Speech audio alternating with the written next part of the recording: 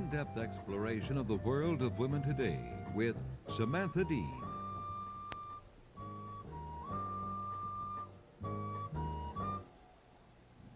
Good evening. Tonight we're going to be talking about some alternatives to traditional marriage. Our guests are Nena O'Neill, co-author with her husband George, who unfortunately couldn't be with us tonight, of the bestseller Open Marriage, a new lifestyle for couples. Both Nena and George are anthropologists. We also have practicing lawyer from Syracuse, Ms. Karen DeCrow. She is presently writing a book on law from the feminist point of view, and she is also the author of A Young Woman's Guide to Liberation. Nena, we're so sorry that George couldn't be with us tonight. It's a shame. I'm sorry, too. He just got ill just before the show, and unfortunately, or fortunately, I'll have to carry on. Well, we're very delighted to have you with us anyway. I suppose open marriage could be considered an alternative to traditional marriage, and I'd like you, for the benefit of those who haven't read your book, to give us a thumbnail sketch of what open marriage is as compared to a closed marriage. Closed marriage. Right, the opposition of the two, I Right. think, points out certain things that are very important. We make various psychological commitments to marriage that we just don't think about because they've been around for so long. We never examine them or question them. Closed marriage, or our traditional marriage, has certain ideals and certain kinds of clauses, if you want to call them that way, such as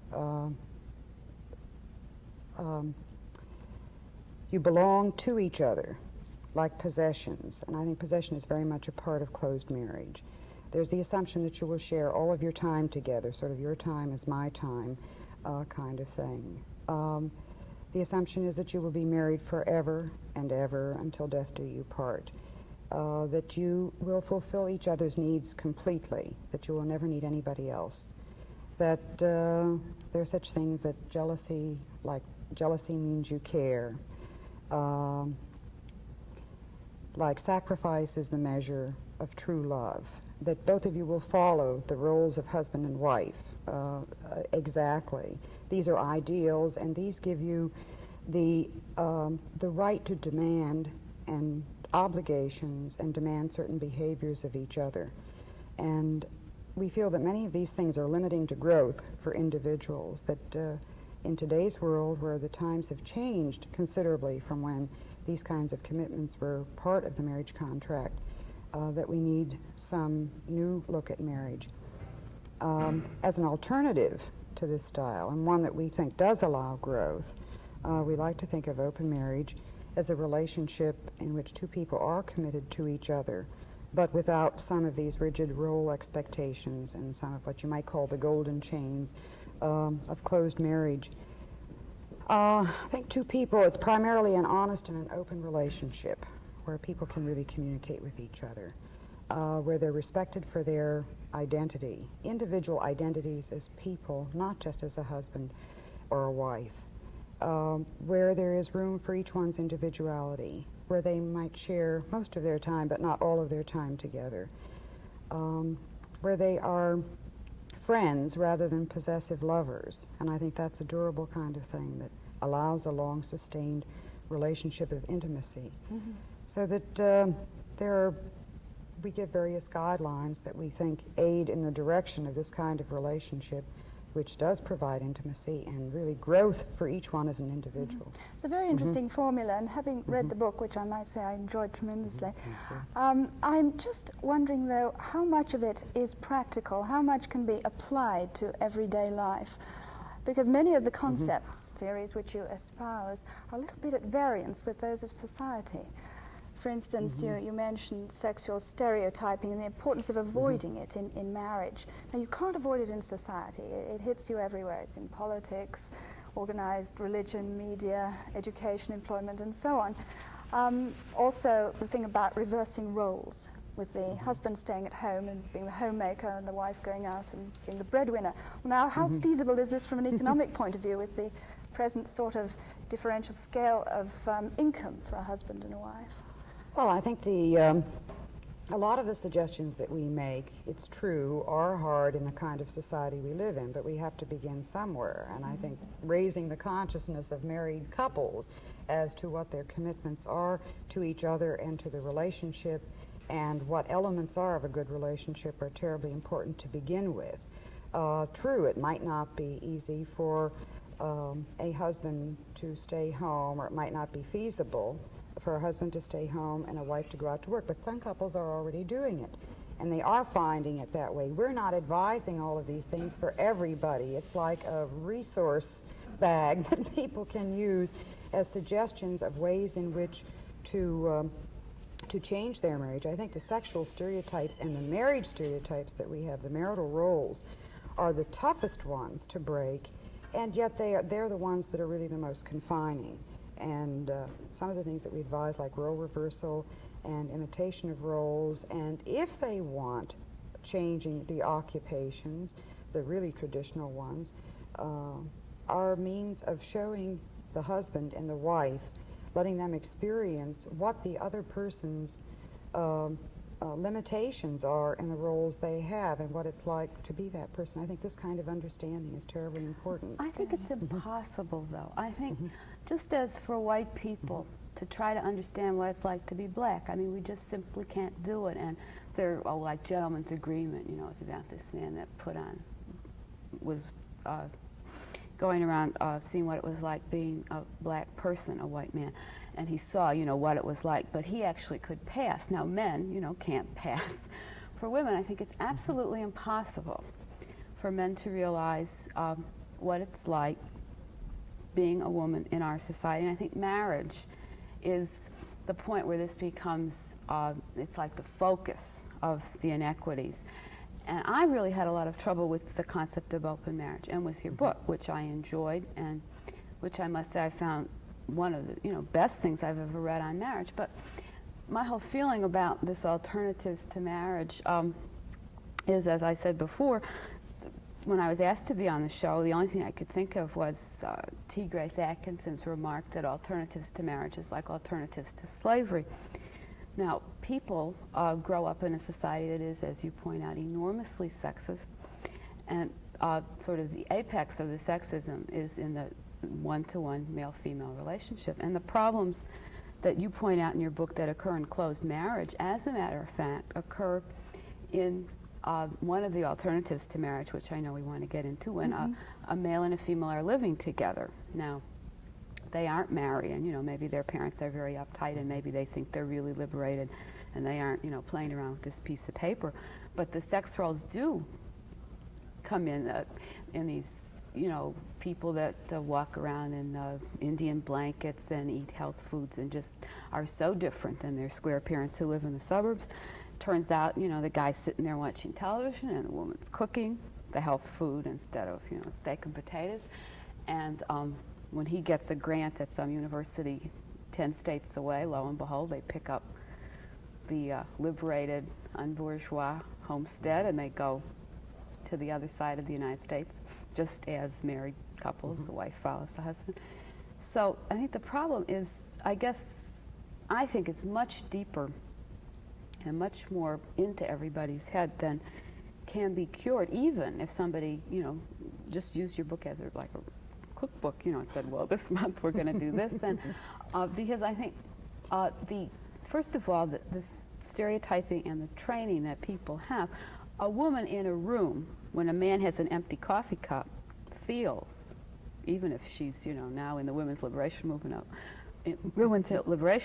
long enough so that she won't jump up, but she knows that he's sitting there with an empty coffee cup and she has to either fill it or control herself from filling it. Now this is, a trite example, but I think it's very symbolic of why closed marriage can't just, dash into being open marriage. And probably one of the most significant reason why I think this is a very hard thing to pull off is that women are economically dependent on men. Over half the women do work, but as you point out, we earn about half of what men earn. And then the other, maybe 45% of housewives are totally economically dependent on their husband. Another I point. agree. I agree with you on all of these things. But if we don't make a beginning in changing the perspective on what's expected of you in a marital role, and if we don't make a relationship, I mean, and I know there are lots of men who want changes and who are ready for it, not as many as women, obviously, because they don't want to give up their former position of master in a slave relationship. Many of them are not even aware that they're doing it. But if you do not make some changes in making these things and making women aware of them, and if you don't make the relationship viable so that both people can try to find change, something that they can begin to affect and something they can have, there is going to be ever so much more pain than there is already in the changing in what is inevitably a change in the position of men and women. Do you think that, let's, as a given, say we want to improve marriage Right. for the purpose of this So discussion. we want to improve. We want to improve the status of the people in the Yes, relationship. let's marriage. get down to practicalities. How do you we go think about that, this? Well, what I was thinking is, do you think that that's even possible until the role of women in the society is really changed? Because you can't be equals in the home if you're really unequal Outside the home. Yes, you can. But yes, is I man- think you can begin. I don't think everything has to happen. Nothing happens in culture across the board. You mean, where are you going to start changing? Attitudes or behavior? It's always the question of where does it begin? And I think it has to begin on all levels. And I think that it can begin in marriage, even though the position of women is unequal outside. Best of all, and ideally, with a man who is open and who is willing and motivated for change himself. And I think that we have many of these. We hear of many men who do want to change and who are willing to go through some of the pain and also some of the tremendous benefits that come But also from sharing women, life with an equal. thousands and thousands of women are conditioned from a very early age, brainwashed very successfully, to accept marriage as it is. And a lot of these women would view any changes that the women's liberation movement try to bring about, or any other movement, as a threat to the status quo. They're Well, you know, there are Yeah, two right, they're things to threatened. say about that. The first is that we hear about women who are supposedly against the women's liberation movement and who are satisfied with marriage as the way it is. I would question that statement, because if you just read the literature, if you, say, watch the soap operas, if you read the novels about women, and if you listen to women talk, we're in a really sob sister kind of state. The women are on the soap operas always crying and always moaning. They aren't happy women. In the novels, it's the same way. And I think just the popular culture about the way the wife is she's miserable. That's the way she's supposed to be. Maybe she's getting her period and she's nervous, or maybe this, or maybe her husband doesn't make enough money or something. But I don't think women are content. Now, the second part of this is, do say the bulk of women who aren't content, who don't think life is really giving them what they want, want what it is we in the women's liberation movement are pushing forward. I have a great deal of empathy for these women, and I don't feel angry when, say, on a, supermarket, somebody comes up and yells at me. The reason is, I think they've been trained their whole life to invest in a non-autonomous, non-independent way of life. And suddenly, a couple of years ago, a group of women, all highly educated, young, attractive, and so on, come out and say what you're doing is wrong, and cooking is nonsense. Poor woman's been 20 years cooking, and taking care of children isn't the occupation. And here this woman has been told since she was 2 years old that's going to be her sole occupation. So they have a right to be annoyed and angry and threatened. But how do you change all this? How do you go about establishing an outside identity when everything on every level fights it? I mean, daycare, prohibitively expensive. Babysitting is very difficult to obtain, and women are not encouraged by these factors, Well, I certainly, know to you're go on a out and marriage- establish an We're identity. on a marriage show, so I don't think you really want the complete, discussion of what No. can be done. But just for a start, and I guess why I feel we can't sit for 30 minutes even and just talk about marriage in isolation from the society. The greatest consciousness raising that's ever gone on, I think, for women has happened in the last 3 or 4 years. And it has been because all the roles have been examined and re-examined. And this is, of course, why although you'd been thinking these things for years, you said before you decided it was the time to write this book, the whole picture of what women are like will be changed, for example, when we get women in politics. I mean, if there just happened to be a woman president of the United States, a lot of this other stuff would fall into place. You wouldn't think of, the woman's role now is to stay at home. If women were encouraged to, say, go into the status professions, if, the dean of the school happened to be a woman, and your dentist happened to be a woman, and your lawyer happened to be a woman. To change the subject slightly, we find that something like 1 in 2 now, isn't it, marriages fail in the United States? Something like 50% of all marriages fall apart? No, there is in some states a 50% divorce rate. In other words, there are 50 divorces occurring for every 100 marriages. I mean, these figures on marriage are very sticky. Variable. I mean, and variable throughout the states. I mean, you will have in California, some counties in California, there are as many divorces as there are marriages. Maybe in some areas more divorces than marriages. I know but this, it's 1 in 3 is usually the usual statistic that goes This now. question is almost a cliche on talk shows, but I feel that it is very important to ask it. Why do you think so many marriages are falling apart? Are there any common root causes? There are lots of contributing clauses to it now, and I think the main word is contained, the main reason is contained in the word change. We've come upon so many changes so rapidly in our society, and it's sort of like, everything's falling all over each other into this cascading increase resulting in this cascading increase in divorces. You want to start from 50 years ago, or even 100 years ago, but 50 years ago, let's say, we change our increasing technology, our mobility. I mean, we can travel so much. We have great, more social, let's say, not great, but more social and physical mobility than we ever had before, which means a breakdown of mainly the controls that used to pressure us into staying in marriage, the social controls that made it necessary for you to get married, necessary for you to conform, necessary for you to do certain things, existing still in small suburban communities, but by and large being very much reduced. The nuclear family, all of the pressures put on the husband, wife, and child or children unit rather than being spread out over an extended family, not an extended family, but at least a family who's around. There are no aunts, uncles, grandmothers, grandfathers around by and large to help or to advise the marriage family, the unit. So those pressures are very great. So and then we have media, which is also telling us about all these new things. And we have more affluence, more leisure, and all of these are contributing to the changing position of women. More women are educated, more women want to work, more women are working, and there is a new sexual so the nuclear family is one contributory factor. Do you think the extended family, which is another alternative to marriage, is better from a point of view of an arrangement? Well, from the point of view of the freedom of an individual woman, I think it worked better. For example, in China now, one of the reasons that the women can work and not have double jobs, as we must get in here, that working women in the United States who are married have double jobs. They have 2 full-time jobs. So it's not as if we're all saying, oh, every woman must go out and work. I mean, it's, perhaps lending toward an early grave for many people who weren't so strong.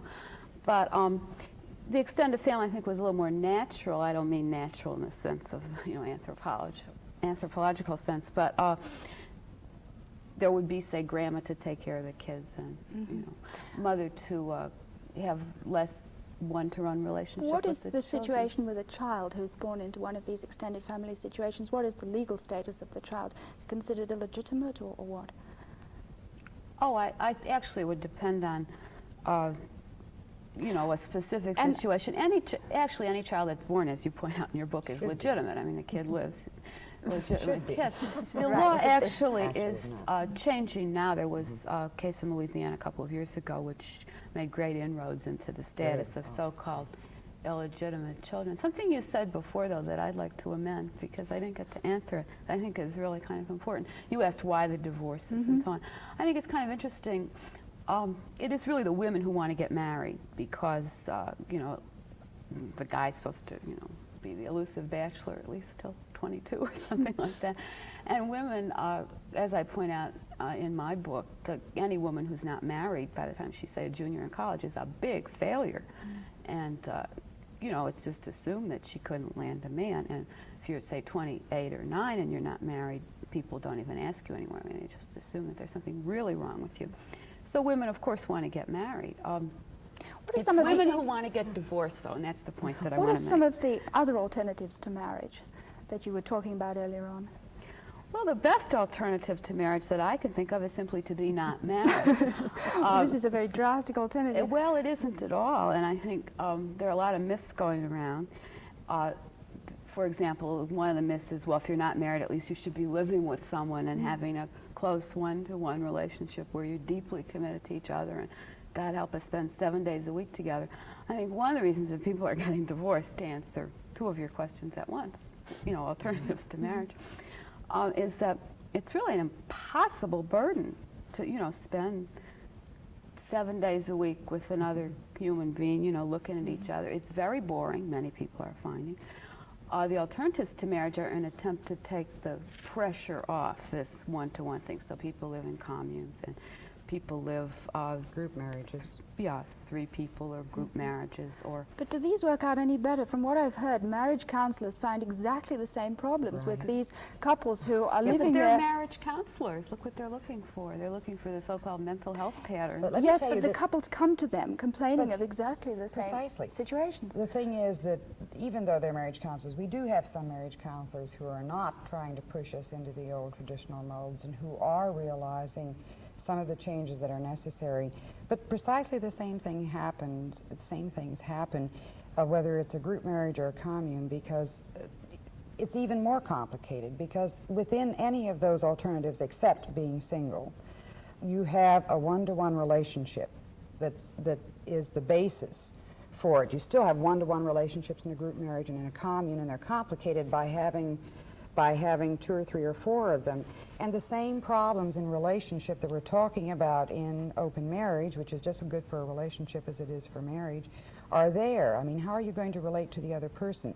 And I'd like to add, too, when you said what are the root causes, I gave you sociological reasons for changes in marriage and a reason for the divorce rate. I think it's that if you add these all up together, our needs in relationships are changing. We had needs before for certain security, although the economic condition is still in a state where a woman is still economically independent, by and large, in marriage. You mean dependent? Economically dependent. I didn't mean independent if I said that. You know, our basic needs are to have food, to have shelter, to have some of our basic physical needs taken care of, and I think that although it's not true across the board, we have more affluence, and with the breakdown of the old traditions, people now are feeling a need for greater personal fulfillment in a one-to-one relationship. And this is all tied up with women's position in being people in a marriage, not just a role. Do you practice what you preach? Is yours an open marriage? Well, let's say we're working towards it, because who can have a complete open marriage? I think that life is a process. Nobody ever achieves anything, just like marriage isn't going to give you security, ever, in anything. Relationship is not going to give you everything you think it's going to be. You work at it, and the process is what is exciting. How open should it be? Should it be open to outside sexual involvements, for No, instance? it should be open only as far as the couple themselves can be open, and I think the openness to yourself and to new ways of growth for yourself and in relationship to your partner is the basic openness that we're talking about. Opening up to other people, I mean, we're talking about opening up to new possibilities, such as role reversal, and considering these other things before sexual involvement with other people. And I don't think that this is something that people should feel is becoming a new norm in our society strictly because it's sort of an avant-garde type of thing to have extramarital relationships. People should only be open as far as this relationship can allow them to be. And for many people, for most people, I think that outside sexual involvements are very threatening and a source of great emotional conflict, and that they have you know, a long way to go. All of us can try to be more open and learn more about our own partners first before we try outside ones. It's very possible 10 years from now we couldn't even have this discussion. That's right. You Because, see, 5 years ago, what would have happened with this discussion I here? don't think that for very long we'll be talking about should people be allowed, you know, to go bowling on Wednesday night. Should people be allowed to? Do you know married women aren't allowed? It's considered something wrong to go have lunch with some male, because I think it's not the sexual involvement that's important. I think Well, there's this terrible double standard, isn't there? no, I think the important thing is the relationship of women to men, and until this can really be equalized. Just the example I gave, a woman who's married and eats lunch in a restaurant downtown with a man, you know, that's a big thing. She shouldn't do that, and everyone says, oh, they must be sleeping together. You know, it would never occur to anyone. Maybe they just want to be eating together, because we all know what it is. The assumption is, of course, that this is going to have sexual overtones because of the way we've always thought of sex. I want to add something again about what can women do about their marriages, or what can women do when the world is unequal outside a marriage. Again, I think this is a very, it would be very ideal if we could just change society all around us and suddenly everything would be okay in our relationships because we're equal. But that's just as much an ideal world as saying open marriage proposes an ideal model. It is the women in marriage who have been married, the women who are going into marriage and who want to have a one-to relationship, even who can make the changes, even though the outside world is not yet an equal place at all. You can begin to stand up for some of the things in your own personal life, even if your husband is not wanting an open marriage, even if your husband doesn't want change. It isn't until women begin to set their own limits and accept some of their own responsibilities. And I'm talking about little things, not like going out in the world and trying to get a job when you've got two kids at home and your husband works full-time and you can't get a job that's going to pay you enough to even take care of the children part of the time. I mean, these are things women face all the time. Take the children to his office. Well, if you could speculate, what would be your ideal for a future marriage, say turn of the century? What could we realistically expect, and what would be the ideal?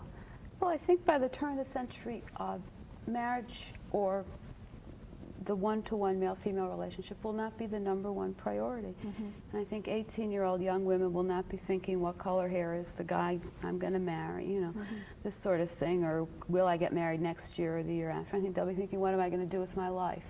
And then they'll either be married or not be married. Nena, how about you? I think we'll have fewer people getting married, more people willing to live together, in various different relationships or unmarried until they have children. I still think that marriage will be important. I still think the one-to-one relationship will be most important, whether it's temporary or permanent.